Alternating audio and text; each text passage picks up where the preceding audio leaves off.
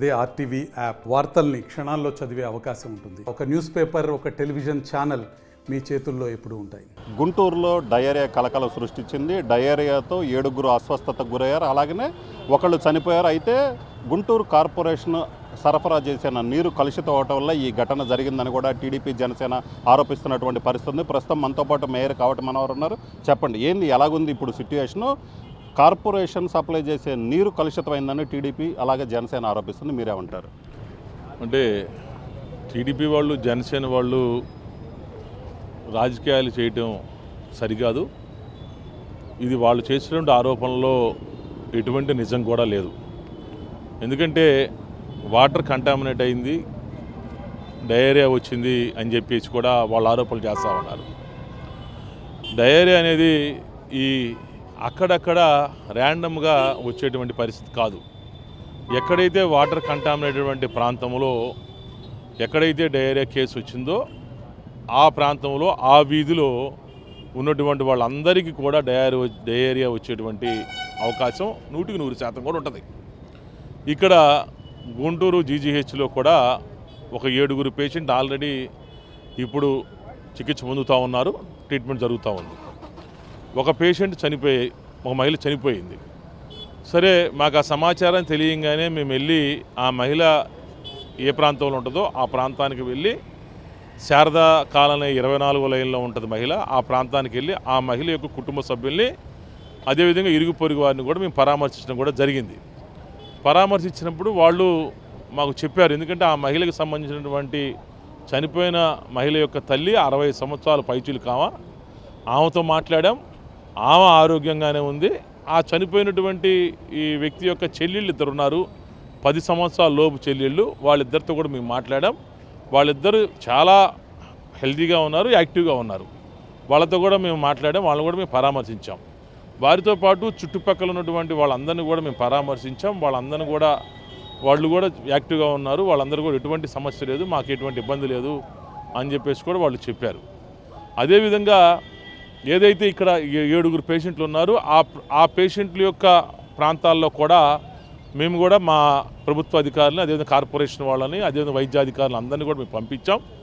ఎక్కడైతే ఇక్కడ ట్రీట్మెంట్ పొందుతూ ఉన్నారో ఆ ట్రీట్మెంట్ తీసుకునేటువంటి చుట్టుపక్కల వాళ్ళని, అదేవిధంగా ఆ కుటుంబ సభ్యులను కూడా మేము పరీక్షలు చేశాం. ఎక్కడా కూడా ఇటువంటి ప్రాబ్లం లేదు. ఎక్కడ కూడా అంత ప్రశాంతంగా, పీస్ఫుల్గా కూడా ఉంది. అంటే అసలు వాటర్ కంటామినేట్ జరగలేదంటారు మీరు?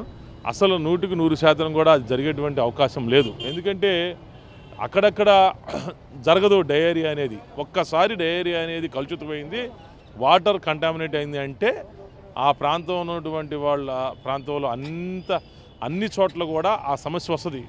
ఇక్కడ మీరు ఆలోచించదగ్గ విషయం ఏంటంటే ఆ ప్రాంతంలోనే కాదు, ఆ ఇంట్లోనే కనీసం రాలా, ఆ వీధిలోనే కనీసం రాలా.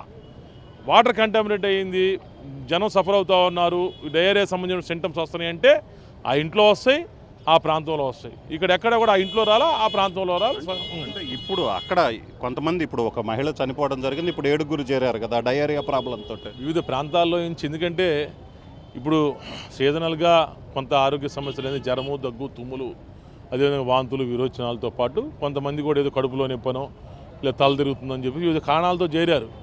వివిధ కారణాలతో చేరిన వాళ్ళందరినీ కూడా ఏదో ప్రభుత్వ హాస్పిటల్ అంటే డైలీ ప్రతిరోజు 100 మంది ఓపీ చూపించుకుంటారు, కొంతమంది జాయిన్ అవుతారు, కొంతమంది డిశ్చార్జ్ అవుతూ ఉంటారు.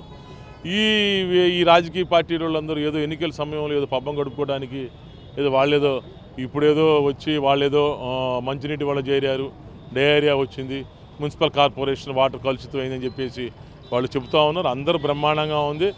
వాళ్ళు ఏదైతే ఆరోపణలు చేస్తూ ఉన్నారో వాళ్ళ ప్రాంతాల్లోనే మా మున్సిపల్ కార్పొరేషన్ వాటర్ సప్లై అవుతుంది. వాళ్ళు బ్రహ్మాండంగా తాగుతున్నారు, బ్రహ్మాండంగా వాళ్ళు ఉపయోగించుకుంటూ ఉన్నారు. అంటే మీరు ఎక్కడన్నా పైపు లీకేజీలు ఏమైనా గుర్తించడం జరిగిందా? పైపు లీకేజ్ ఎంత పెద్ద కార్పొరేషన్లో ప్రతిరోజు కొన్ని టన్నుల లారీలు వెళ్తూ ఉంటాయి ప్రతిరోజు.